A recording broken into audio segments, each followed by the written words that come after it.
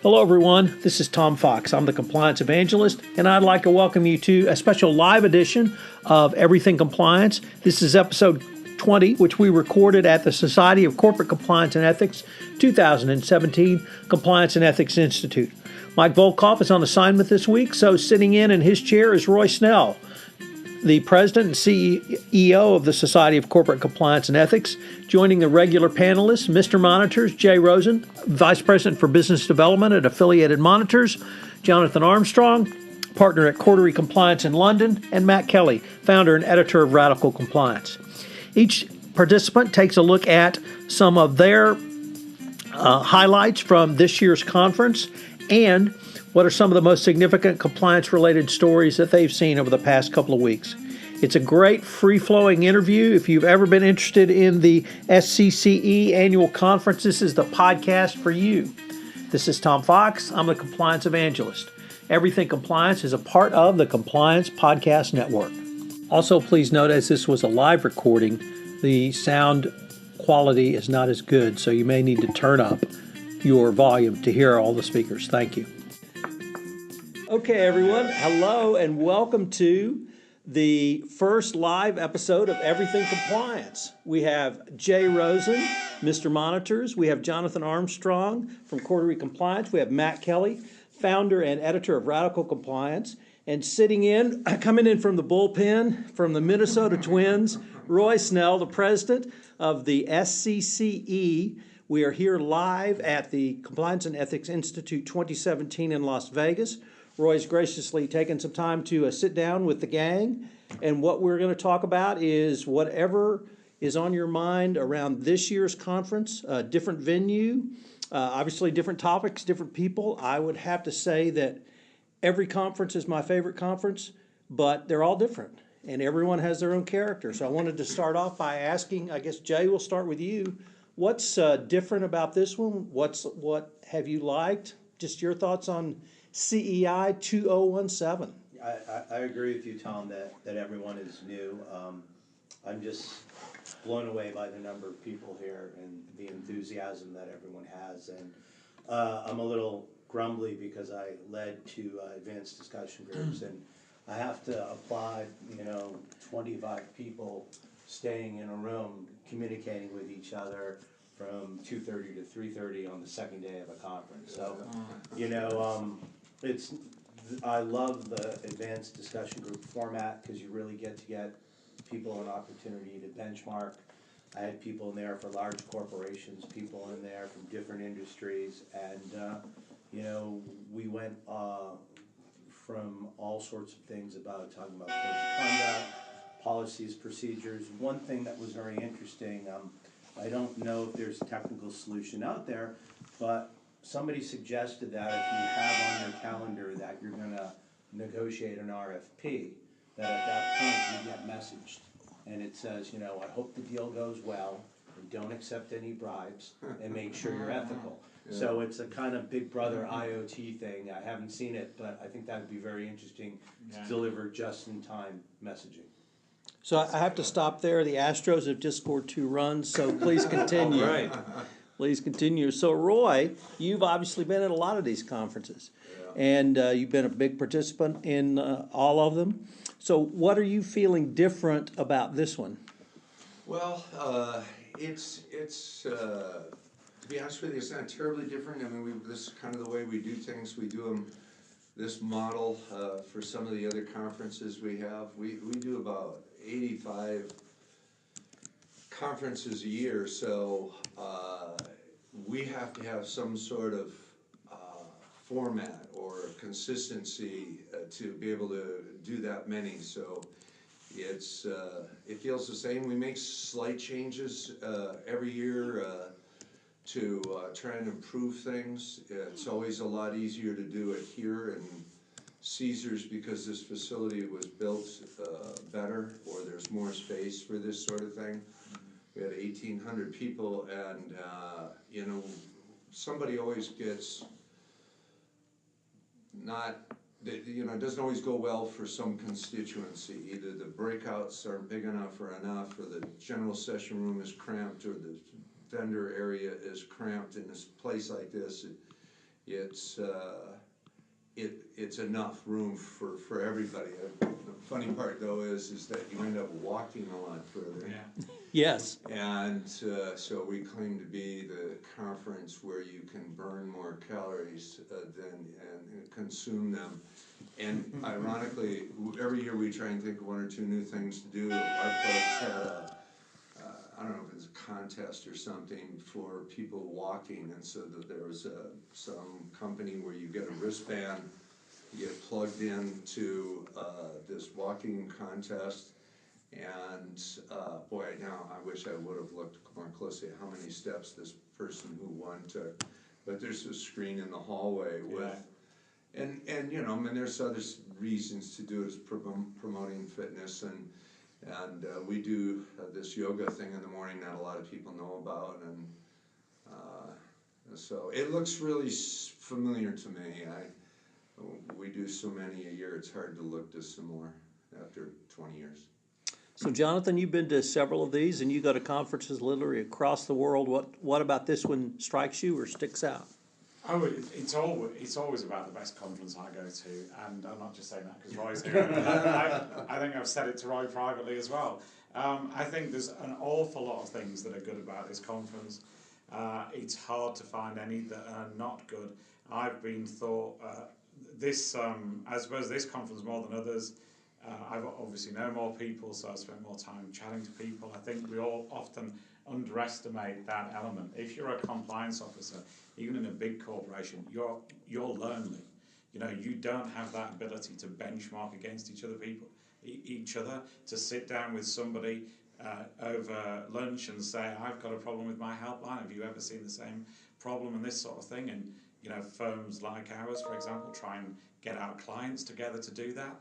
But that's never going to be representative, because obviously we'd hope our clients know a lot of this stuff because they're our clients. To benchmark against the general population and to do that informally over dinner or over lunch, that's one of the critical aspects that this conference fulfills. So whilst ever we can concentrate, and we should, on how great the programs are, whether we can do 6.7 miles, as one of the delegates told me yesterday, walking from room to room, that's all great. But we oughtn't to forget it's the sitting down and breaking bread with people that's the key thing, I think. Mm-hmm. So Matt, once again, you've been involved in lots of conferences, both as an organizer and a participant. What are some of your thoughts about CEI 20717 this year? Well, Jonathan kind of stole some of my thunder, because Oh, I was sorry. going to say, That's why we rehearse these things. The agenda is great, and I did attend some very good discussions throughout, but with all due respect to the agenda, the best conversation I had, the most learning I got, was from somebody who I struck up a conversation with, and we went through how she is overhauling all of the risk assessments her company does, because they do a large number of them, and they realized we're all asking the people the same things over and over and exasperating employees, and how can we streamline it. Very typical problem a lot of compliance officers encounter, and she had a very good approach to how to simplify it. And we just struck up a conversation over coffee, and she walked me through, here's what we show to our audit committee, here's how it works. And it's that kind of organic discussions and insights that I really like. We, you know, I mentioned it's no different than other conferences that go on. They all do it. But people need to understand that there's huge value in the times we're not in session. There's huge value when you're in session, but we try and make breaks long enough so that the conversation can maybe go on between sessions. We have the 2 receptions. We have the speed networking and speed mentoring, and we have this Jersey thing on one of the nights that it just creates so much discussion. We give new people the green first-time attendee badge, and a lot of people go out of their way to welcome them. And you know, we try as hard as we can. I'm not sure we're any more effective than anybody else, but I think you're right, Matt. That I think the you in are between right. is. I don't think it's usual. I don't disagree with that. I don't think it's usual. You did it as well, Jay. We both did the pro bono volunteering on Saturday. I've not seen any other conference that does that. Nope. And I was very conscious, partly because not yay me, but I was one of them. I noticed that a number of the people in the room, and you were one as well, whenever people were meeting, everybody, whether they were first-time attendees or not, nobody was left on their own for more than about a minute. Yeah. And I was looking at that because I was thinking, if they are, I'll bring them in. But everybody, even before the bus had left, was engaged, was joining in with people. That's unlike many other conferences. There are always people who are stood at the side of the corners, looking lonely, don't know who to talk to. That doesn't happen here from my experience. And I think, how many years have we worked together now? 5 or 6 years? So Yeah. it's you, it's Al Gagdy. The first one I ever came to, Dan Roach was there with his wife. And what's unique about it is nobody wears a name badge. So everyone's just a person volunteering. You've met them, and then when you're at the conference, you now know 40 people that you didn't know. So that was the way I learned about SCCE, and that was one of the tips that I give to people. If they're a first timer, come there, volunteer, and then that's going to set the mood and really set the stage for the learning and the networking. And by the by, and you should take credit for this, your organisation should, by the by, 288 families in Houston who may not have had a meal this week, had a meal for the full week by people showing up on Saturday morning from this conference and packing bags. Yeah, Sorry, just end the sermon. It's a great point. I forgot about that one, and there's a half a dozen other things we do that I'm sure none of us are thinking of that encourages people to connect. I just remember the first conference I went to that was pretty big. Everybody was running into their old buddies, and I was watching them hug and chat, and Do you need a hug, Roy? I did. We're right now, but it's just like, well, but hey, my chump change here, and I think that's just. There's so many places in the world where this is a class system, where you're important and you're not as important, and I'm more important to this guy, and I see any of that going on around here.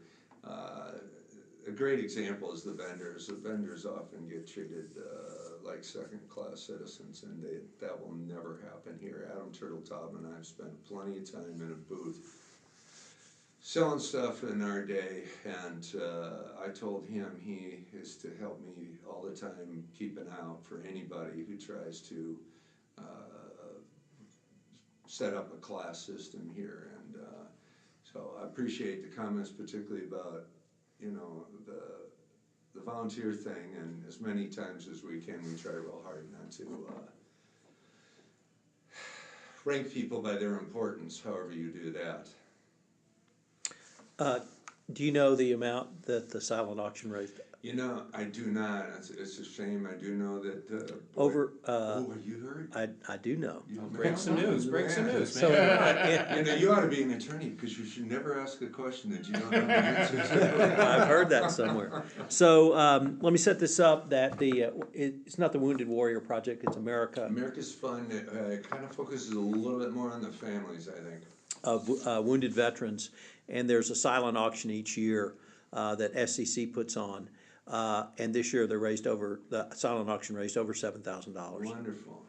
So the other thing, though, I wanted to raise about the fund this year, America's Fund, was is it Christopher, the wounded veteran? It's Justin. Justin. He spoke this year, and I have heard him speak before, but he was so much more polished. He's so much more confident. Yeah. He's so much more comfortable in front of 2,000 people. Yeah. How he got that dog up on stage, not going crazy, and that for me was one of the highlights to have seen I guess you'd call it professional growth in him, but just his comfort in going up in front of a group such as ours of professionals and telling his story, and it's a horrific story. Yeah, he's. I spent a lot of time with him over the last 3 years at these conferences, and followed him a little bit throughout his life. He's been recently married, and the story is horrific of what happened to him. He almost died for 6 months. I think it was just something. But he is. I was talking to him yesterday. Well, what are you going to do? And I think he's in a perfect place. He doesn't really know. He's might be going into EMT school. But I encourage him, try not to have too much of a plan, follow your nose, because I think that kid has unbelievable potential. He is strong, one of the strongest human beings I've ever run into. He's been through a lot, and great family. And I'm glad we raised the money, and the other thing is we're gonna donate a matching amount from SCCE to a local charity set up by the community for the families, victims of shootings. And so that whole thing was good, and there was a big rush out after he spoke to the silent auction, and people wrote, I think people came by right after he spoke and wrote like $800 worth of checks, and very generous group of people. This is another thing I'd love to see you guys comment on about the community in general. The compliance community's pretty generous of everything, their time, their ideas, their money, these sorts of things. Right. So can I ask each one of you for one thing new or different you learned this year, whether it was in the session, whether it was in the informal, whether it was visiting with people, whatever it might be. So Matt, Oh, yeah, what did you sure. learn new or different this year? That's easy for me because I went to a session about the intersection of artificial intelligence and ethics and compliance concerns, and I have been somewhat cynical that AI is going to take over and destroy the world. I do not think that is going to happen anytime soon. And I kind of appreciated that AI is out there, but thought it was more of a tech thing. But I learned an awful lot from this session that we had about I guess the sentencing guideline obligations of a compliance program is supposed to be designed so that people can be trained and learn from their mistakes and can improve, and you give them incentives for good conduct and punishment for bad. And that doesn't work when the person is actually an algorithm, which doesn't respond to punishment and reward. And how much is this the company's problem? Is it the algorithm's problem? Is it the IT department that trained the algorithm? And there are no simple answers to that yet. I don't know when there will be, but it was a thought-provoking discussion that made me say, okay, actually there is more here to think about than I have been thinking about, at least for any time before. Jonathan? One of the things that made me pause for thought really is we had a good discussion with I think I agree with you about the advanced discussion groups. I think they're really good. And I went to one of yours, which was excellent, one of Richard B. Strong's, which is very good. And one of the discussions there was even around things like terminology. So we were talking a lot about perception. I have a particular hobby horse about things like FCA policies that teach people the law. Why? We should be saying don't bribe people. We don't need to say he's a public official, here isn't. We just need to say do the right thing, don't bribe people. And so that discussion went into people saying, well, actually, is the word compliance officer the big mistake? Does that suggest police, hostile, discipline, you can't talk to us, unapproachable? Would you go and, I don't know, flag down a police car and say, officer, can you advise me on my driving ability? Well, you wouldn't do that. So similarly, are you going to say to the compliance officer, are you going to go to them for advice, or do you think they're actually the cops, so they're to be avoided? And I thought that was a really interesting discussion, and you might have had that discussion before, but I think it sounds stunningly obvious, and I can't recall having that discussion in such depth before, so I thought that's worth a few thoughts. Roy? I have a confession. I don't go to sessions. No, this includes the whole conference, whether it's in a session, whether it's over a cup of coffee, whether it's talking to a vendor. Well, I'll tell you the strangest thing that happened to me at the conference is maybe one of the strangest things that ever happened to me in any one, which would be a lot. I don't know if that's true, and I know you guys want to talk a little bit and you all have an opinion, but I went to Bosnia last year, Sarajevo, and I had an experience that was just surreal in every way. And I came back and I tried to explain to people, and they go, "Oh, that's interesting." And no, it's, I mean, this is the most amazing thing that ever happened to me in the compliance thing. So they weren't getting it, so I wrote an article, and you go, "Oh, that's nice." And so I had given up trying to explain it. I thought nobody will ever understand how really amazing this experience was. And this year, the group decided to give an award to these folks that I had met over there that are trying to push, and the award was for people trying to push the concept of compliance programs, compliance officers in a far-flung place, Sarajevo. And Boyan got up there, and halfway through his thing, his presentation, his acceptance thing, when, by the way, Adam did a great job explaining why it is these people deserve this, and then halfway through, I thought, they're gonna get it.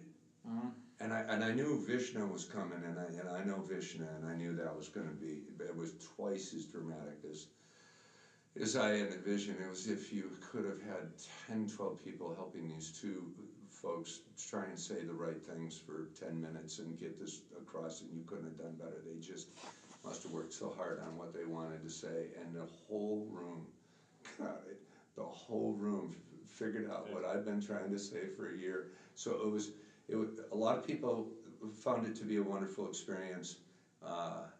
I was sitting there with this very strange little different angle that I couldn't explain it at all, and then it happened. It was just different. And last thing I'll say about that is, those people have been through a lot, and this community just threw them a bone. They are the happiest people, and because we recognize them, and you have no idea what this profession just did for these two folks who have fought to get things done, and fought literally, and they really don't have a lot of great stories. They're happy, wonderful people. How, I don't know, but the kindness of this community was just overwhelming. It was cool. Can I just Sure. for the record, for the camera, this was already down as my highlight of the conference, really. I agree absolutely with you. I think Adam framed it beautifully. He did. I think Boyan and I just had a chat with him in the corridor. Super approachable guy, very, very funny. I don't think it was rehearsed. You know, we just had a call about, you know, we're a small firm, you know, we're 10-ish individuals, and he was, I aspire to be 10. He's a genuinely very, very funny guy. I thought the juxtaposition of his, you know, I don't want to be rude, but he has raw comedic talent as well as charismatic, very funny guy. Yeah, very funny, and as well as a potent message, and for him to, you know, set it up, and Vishna to come and I mean, you could say break the mood, but you know what I mean, in a good way. Finish the story. That's the word. With contrast. Yeah, absolutely. and it was just, and you couldn't have. That's what I was saying to Adam. You know, if you're a film director, you couldn't have directed that better. It was so natural, the way it flowed, and it was a piece, but a piece of differences. And bear in mind, of course, this is a country, as you say, that were killing each other 22 years ago, and we underestimate the pain that whistleblowers go through in any sort of environment, and yet, let alone in a country where the threat to her particularly was very, very real and understandable, wasn't it? It was just a shared moment. We were all, I think, spellbound by that. It was. And I mean, it's probably one of the best comedy performances I've ever seen. Yes. And then we call Roy Snell. Yeah. Yeah, he was really funny. He is very funny. And if you noticed, obviously he had no notes. I think he thought a lot more about it than we might guess.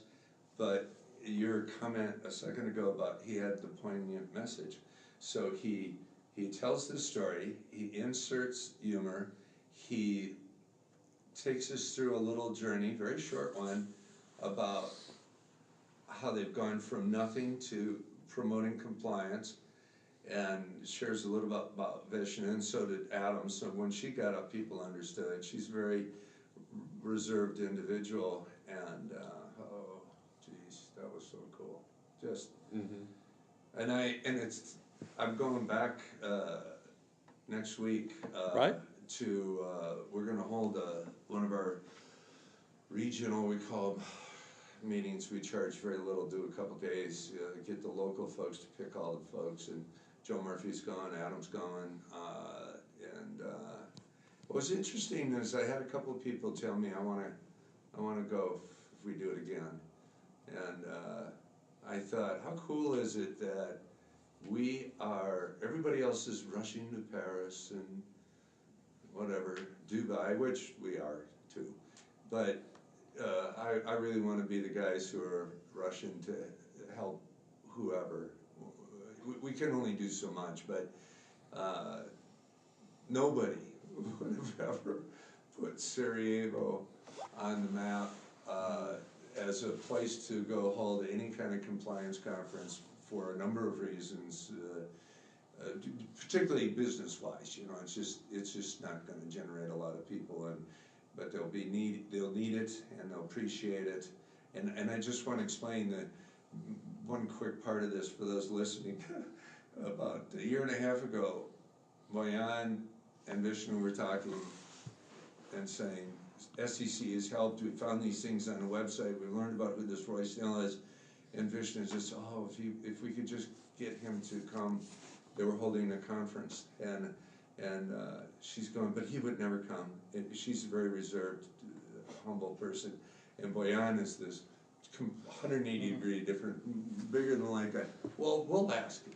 And he actually studied who I was. Does this guy need an invite from the mayor of Sarajevo, or does he just want me to shoot him 2 sentences saying, we're out here trying to push this concept and could use a little help here, would you be interested in doing it? And he figured out who I was by reading some of my stuff, and he shot that 2-sentence email, and I just shot it right back.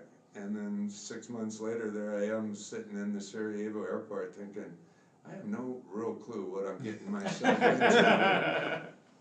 And it was the most rewarding, and will be, I will never, most rewarding compliance experience I ever had. You can't touch this, and I'm so glad people understand now. If you can't watch what they did, and we're gonna get this on video. I'm gonna make it available online somehow, and I'm gonna send it out to everybody and say, I'm sorry to go on too much, but here's another thing that happened. In addition to all the things that we just talked about, these compliance folks every once in a while apologize for what they do. I wrote an article recently about this. Stop apologizing. And I tried to explain why not to apologize. Because you're helping, and because some people don't get over it, right? Do not blink. And if you watch this acceptance speech of this award by these two people in Adam's description ahead of time, and think about this idea of apologizing for what you do, and for those listening, it's essentially that these people are, help the government implement a whistleblower law. They don't have a lot of other laws. They don't have enforcement of a lot of other laws. And they're begging for some sense of civilization, if you will, or whatever all that is that we have and they don't. We don't appreciate what we got. We complain all the time about too many regs. Why, I'll tell you, next time somebody whines to me about all the crap we gotta go through, I'll say, can you imagine what it would be like to be living in a city, in a country, in a part of the world where regulations are few and far between, and of course all of the problems that we also have, like corruption and bribery, but without regulations and without protections of people who are trying to fix the problem, without a good effort for compliance programs. Anybody who apologizes for doing this job in the compliance field, whatever your role is, whatever angle you come from, there should be no apologies. This is what society needs, and if you can't see that after you watch this video, you'll never see it. Otherwise, I feel pretty neutral about the whole thing. Sorry, Tom. So what'd you learn new or different, Jay? I thought we ran out of time. Oh. Not yet. I learned, I always learn a lot from Marjorie Doyle, and I love stories, and Marjorie taught us that doing compliance is like taking care of cows on the ranch, and when you're successful, you buy yourself jewelry. So, There you go. And here I thought it was shoes. I thought it was Coach bags. It's both. It's all three. It's all three. So that was an incredibly passionate speech. The humor was just fabulous, and the contrast between the two. And what you didn't. The only thing I would add is they got a standing ovation. Yes, they did. So that was really fabulous. Look, people came to me and said that my table was crying.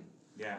How people don't get compliance. Somebody asked me the other day, what's the biggest problem for the compliance profession over the next 10 years? It's the fact that leadership doesn't understand what we do. Boards don't understand what we do. The legal department doesn't kind of understand what we do. We got to get some understanding here. But you sit there and you tell people that there was this experience, emotional experience, where a bunch of people in the room cried about compliance. Most people would say, oh, you're right, you're kidding me, right?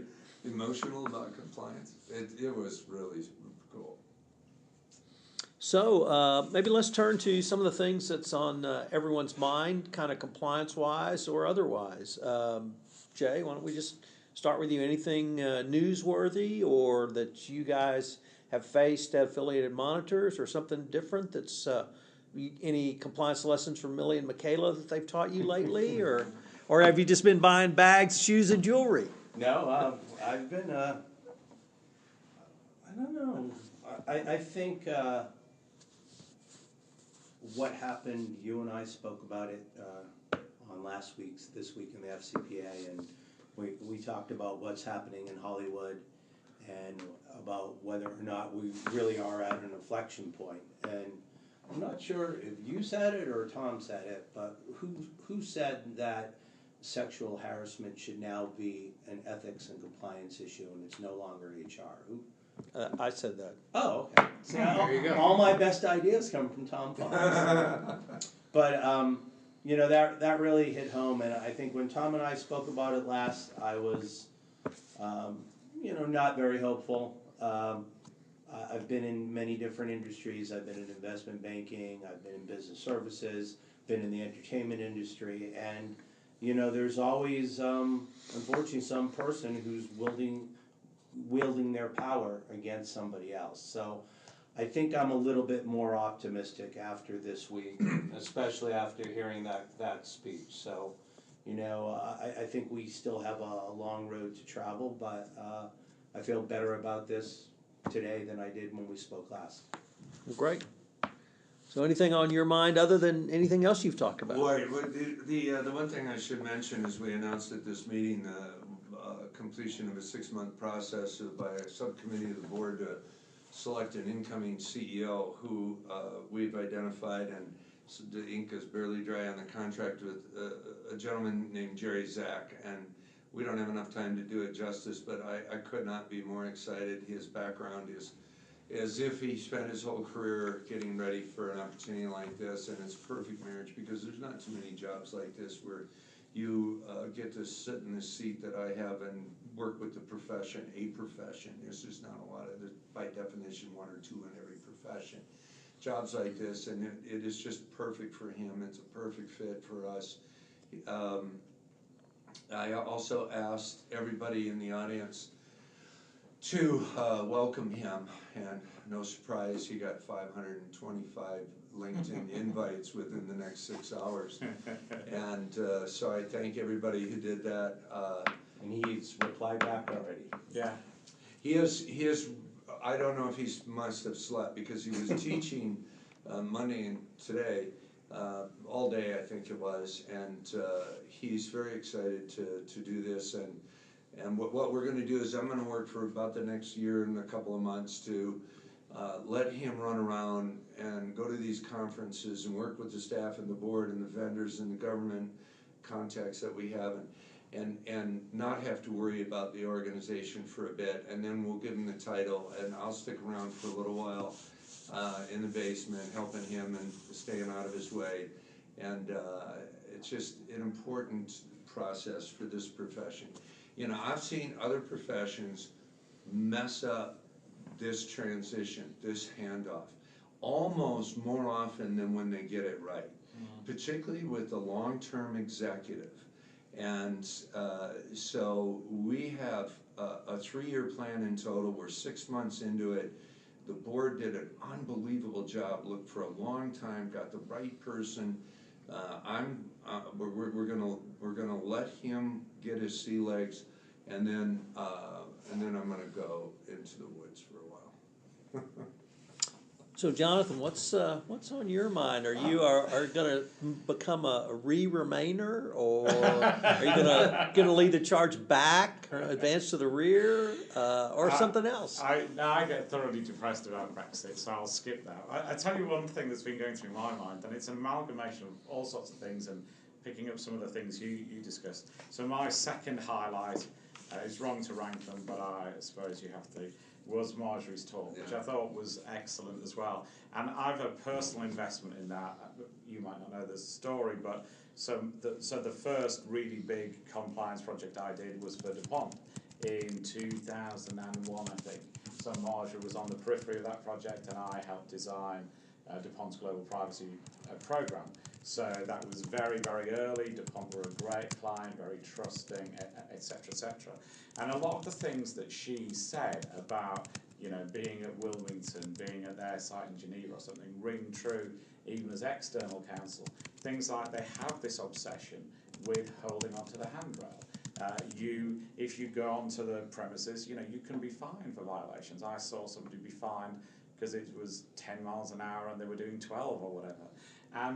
But what that breeds, and you might say that's obsessive, and I think Marjorie was saying this in part, is it breeds muscle memory. You know, I tried to learn golf, and the coach was all about muscle memory, about you have to be, you know, subconsciously competent.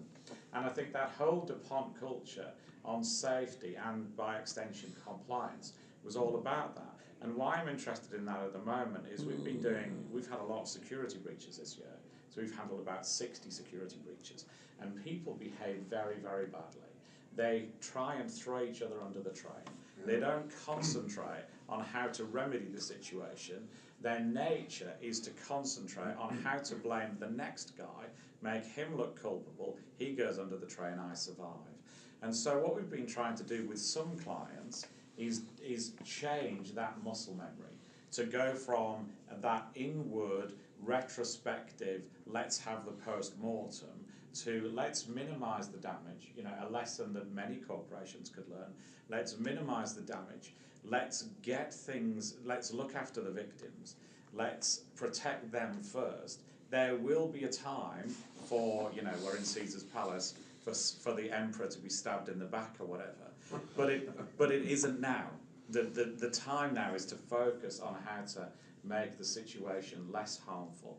So one of the things I'm interested in at the moment is all of that, and that's why Marjorie's talk, I think, resonated with that. And I don't think I'd consciously looked at that before, but maybe that's where some of my thinking around things like data breach, getting people drilled, getting people into what might be relatively minor things, you know, get your press release sorted out in the first hour, know what your strategy is. Even before the press have run, you have to know that, because that's a point of focus for you as well. And all of that stuff, I think you've got to get drilled, and you've got to rehearse it, you've got to do it repeatedly.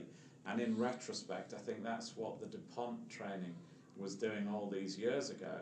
And maybe that is a testament to muscle memory, that I'm instinctively thinking that when I'm in a security breach with a client or whatever. So Matt, you've got some interesting, had some interesting blog posts up, particularly around the Teamsters preaching ethics. I think that's probably going to be the one I go with here. This is a really interesting thing unfolding at Cardinal Health. Now, so they are a drug distribution company, a big one, 130 billion in revenue a year. And they distribute oxycodone and hydrocodone, which are the key elements in opioids. So the Teamsters in a letter they published just last week, are calling for shareholders to strip the CEO of his chairmanship title, claiming that he has not done enough to foster a culture of taking opioid abuse seriously, because over the years, Cardinal has been disciplined or in litigation or regulatory probes several times from several different regulators about shipping vast quantities of opioids to small communities that have no earthly business with this much. One statistic, they shipped 241 million pills over 6 years to the state of West Virginia, which has less than 2 million people.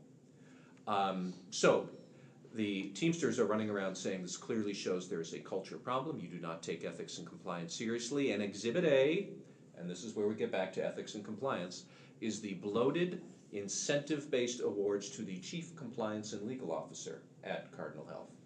Now, they're not faulting him specifically, and this is where I get really intrigued by this case, but they are saying that over the years, the board has been giving bonuses to this man, Craig Morford. He is a former deputy AG from the Bush administration, and they would be giving him large incentive bonuses and say that it was because he helped to foster a strong regulatory compliance program. And then they would settle with the DEA or with state regulators for these drug shipment problems, and then they do the same thing all over again. Well, didn't we just solve this before? Didn't you get a bonus for solving it in 2012? Because now it's 2015 and we're here again and all of this.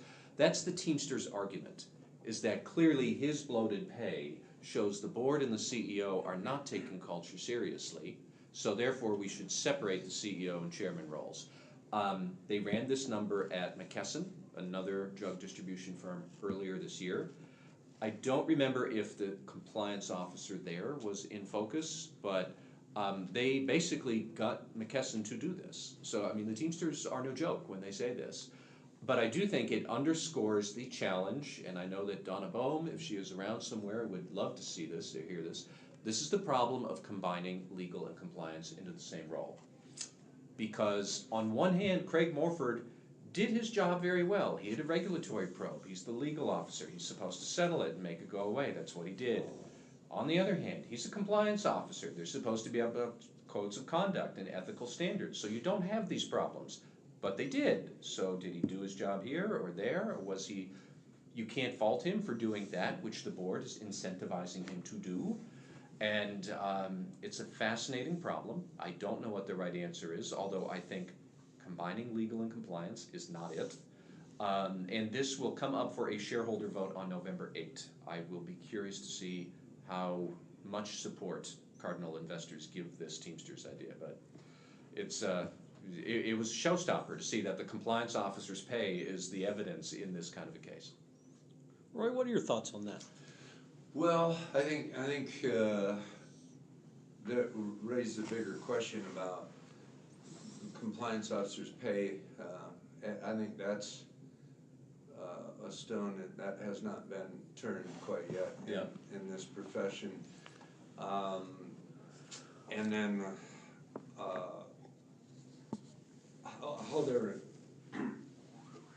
how they're incentivized, and then the other part of this that is just fascinating is this independence. I can't, not just from legal, but from everything. If you look, Enron, Wilco, Tyco, HealthSouth, Penn State University, VW, Wells Fargo, nobody within, who's the Hollywood? Harvey Weinstein. That board has no independent eyeballs. No, it's true. You have to be not just independent from legal, you have to be independent from everything. And when the board, and you gotta be on the prowl all the time, auditing, monitoring, investigating for trouble. And when you see something, you don't spin it to make it look good, or how you would defend it in court. You say, here are the facts.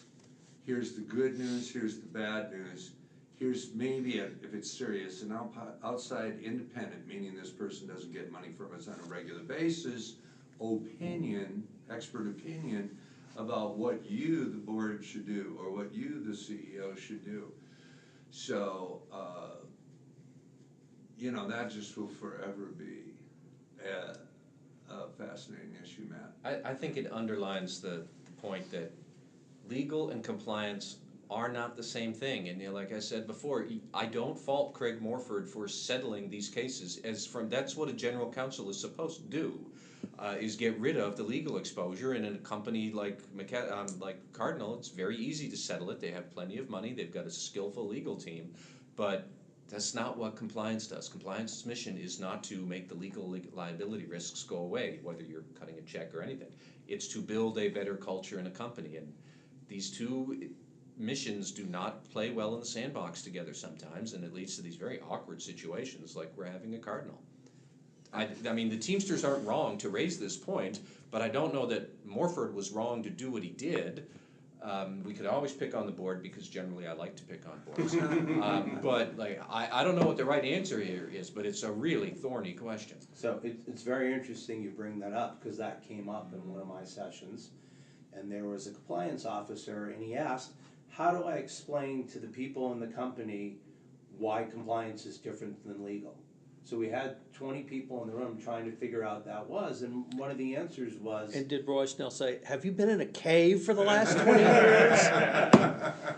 So, Never he gonna does live. the 10 sessions. one of the answers was that legal is there to protect the company, and compliance is there to protect the people. Yeah.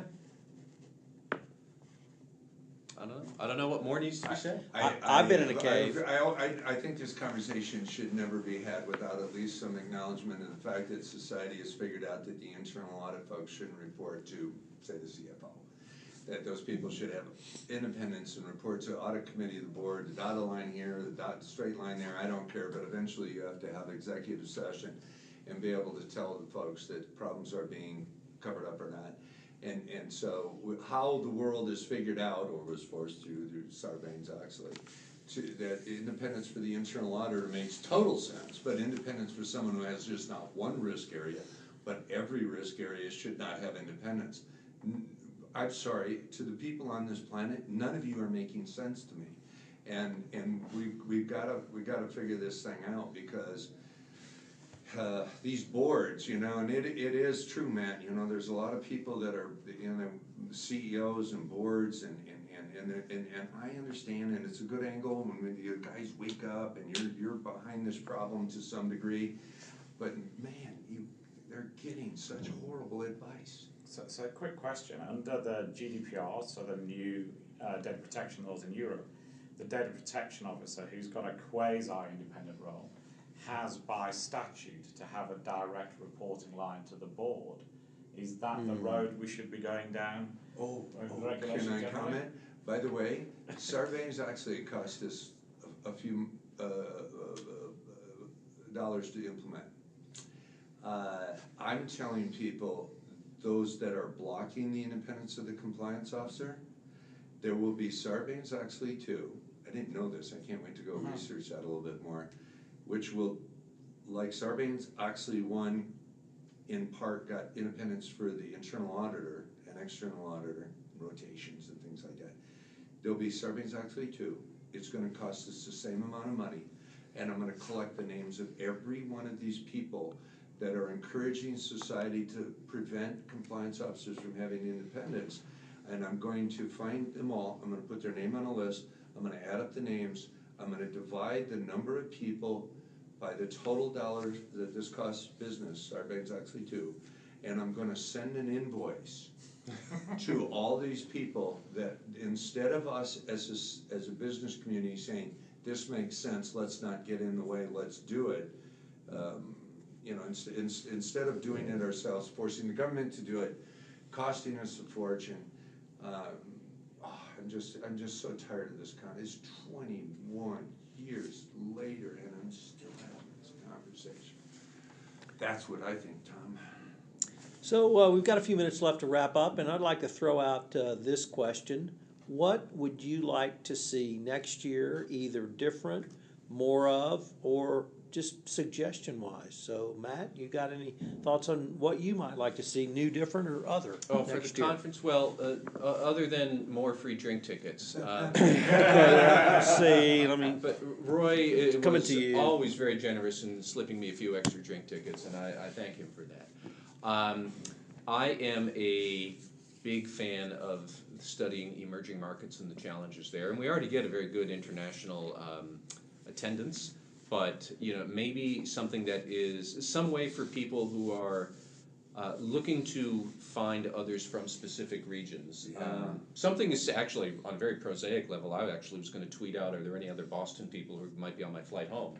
That we can all share a taxi to the airport. But either sessions that are organized about specific legal challenges in different countries, or birds of a feather groups for different countries, or something like that.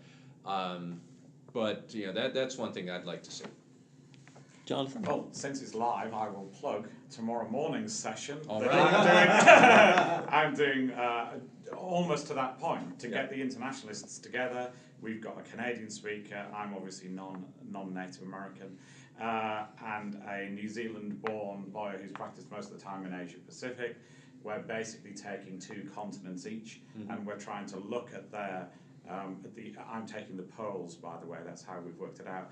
And we're trying to do a quick and dirty of around the whole world. And then one of our ideas is to try and get the internationalists, to focus on particular regions, and then maybe break out afterwards and know each other, so that the Asia Pacific people know who's coming to the conference from Asia Pac, etc.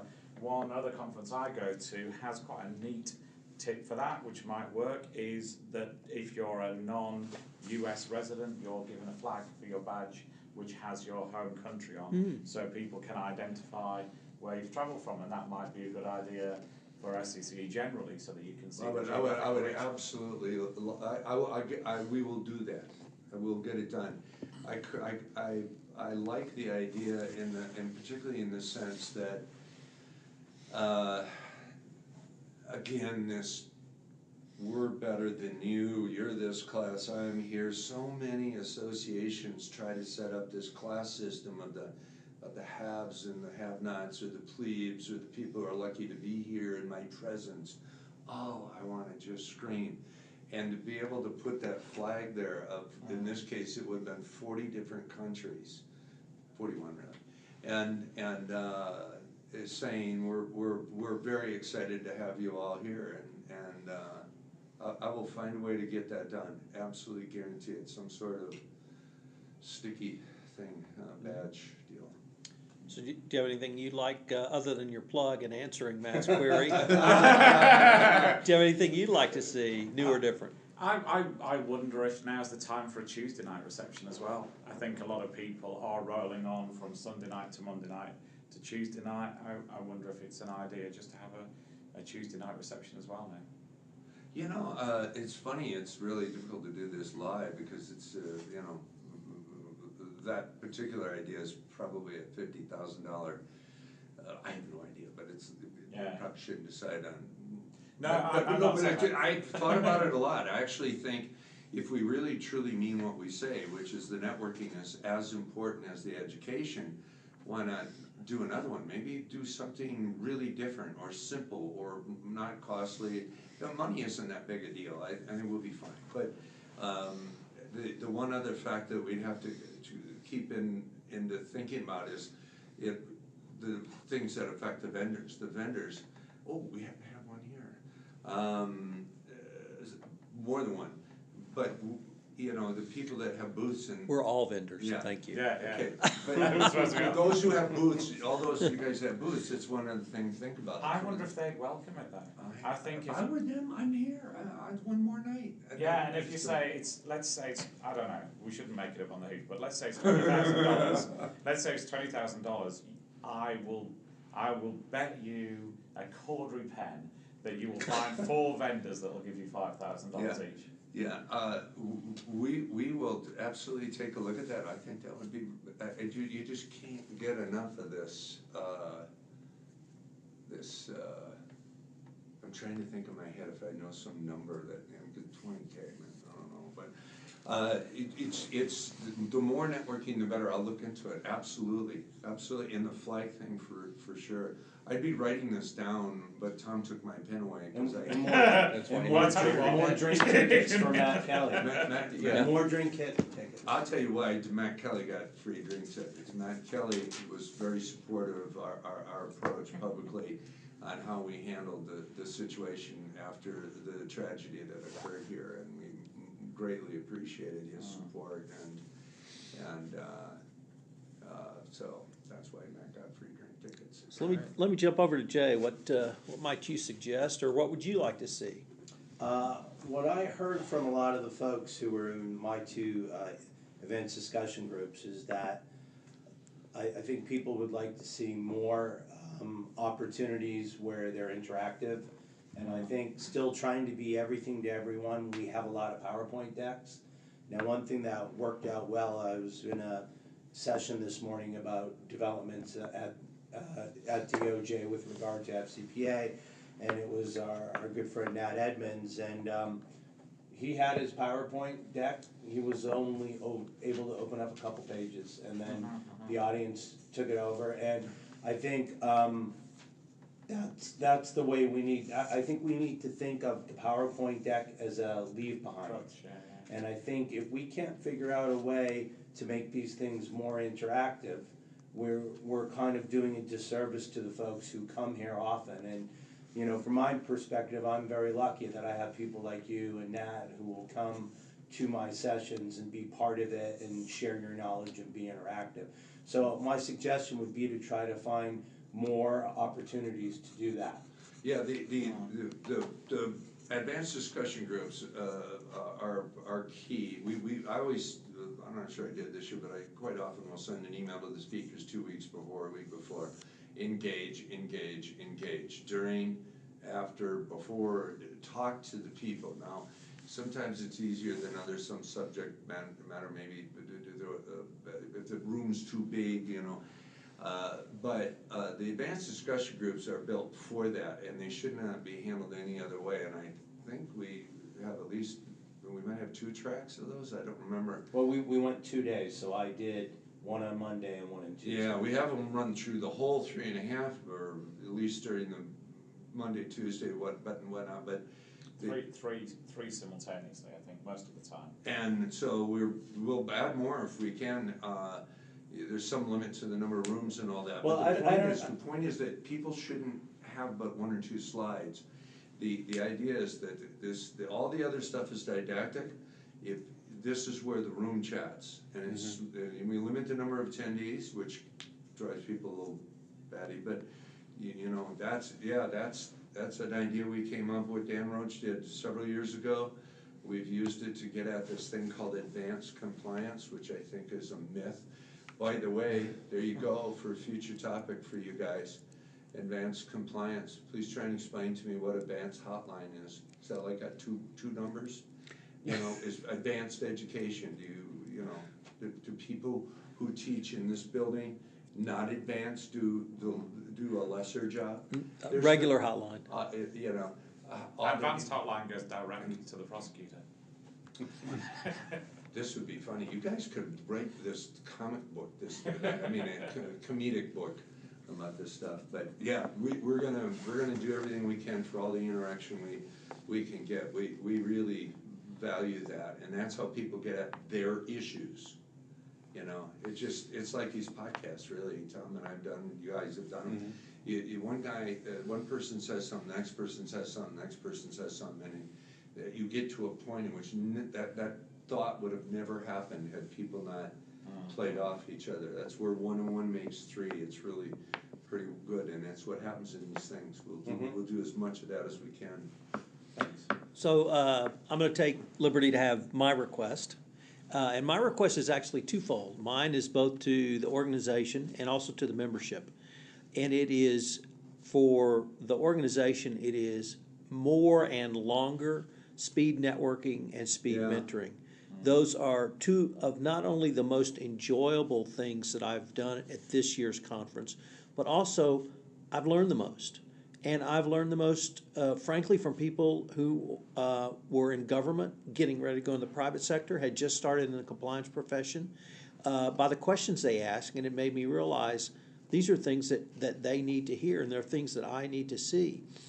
For the membership, my request is, and Donna Bohm said this to me last night at the dinner. She said, look, I'm here because I need to give back. And if you have been to multiple conferences, if you are kind of senior or mature and you're the compliance profession and you think that you really don't need this conference or you don't need a conference, you may be rolling into the obligation where you really need to give back. And a great way to do that is in speed networking and speed mentoring.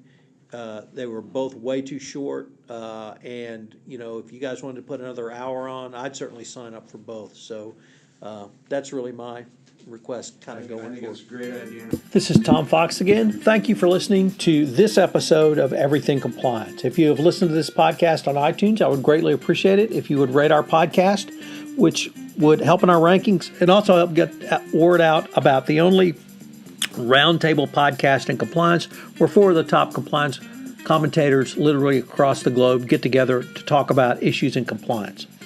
Also, Everything Compliance is a part of the Compliance Podcast Network.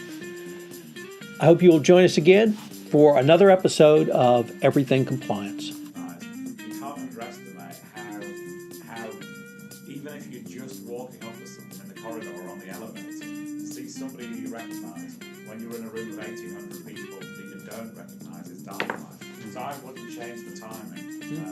I might do extra sessions, I think you might be right. Well, what happens if you did it Saturday after you came back from Well, I the think so. volunteer project?